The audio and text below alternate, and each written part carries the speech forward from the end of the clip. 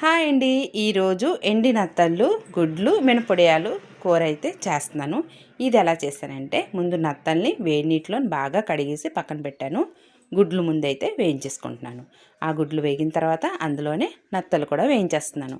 దీన్ని నత్తలు గుడ్లు వేయించేసిన తర్వాత నత్తల్ని కొంచెం సైడ్ పెట్టేసి అందులోనే ఉల్లిపాయలు, పచ్చిమిరపకాయలు, ఉల్లికాడలు వీటినన్నిటిని ఒకే కళాయిలోని ఇలా వేయించేస్తున్నాను.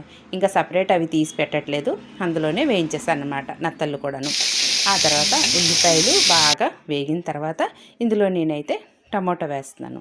టమోటాని కొంచెం కలిపేసి మూత పెట్టేసి, ఈ మూత పెట్టడం వల్ల ఆవిరికి బాగా మగ్గిపోతుంది కదా. ఆ తర్వాత ఇందులోని కొంచెం అల్లం వెల్లుల్లి పేస్ట్ అయితే వేసాను. ఈ పేస్ట్ ఇవన్నీ బాగా ఫ్రై అయిపోయిన తర్వాత పసుపు, ఉప్పు, కారం అన్నీ వేసేసాను. కొంచెం నీళ్ళు వేసి మూత పెట్టేసి ఉడికించేస్తున్నాను. ఇలా ఉడికిన తర్వాత ఇందులోని మినపొడియాలు అయితే వేస్తున్నాను.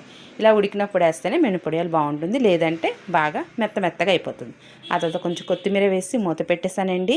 ఇంకా గుడ్లు కూడా వేసేసి మూత పెట్టేసి మనకి ఎంత ఇగురు కావాలో అంతవరకు ఉడికించుకుంటే గుడ్లు, నత్తళ్ళు ఇంకా మినపొడియాల కూర అయితే రెడీ అయిపోయింది.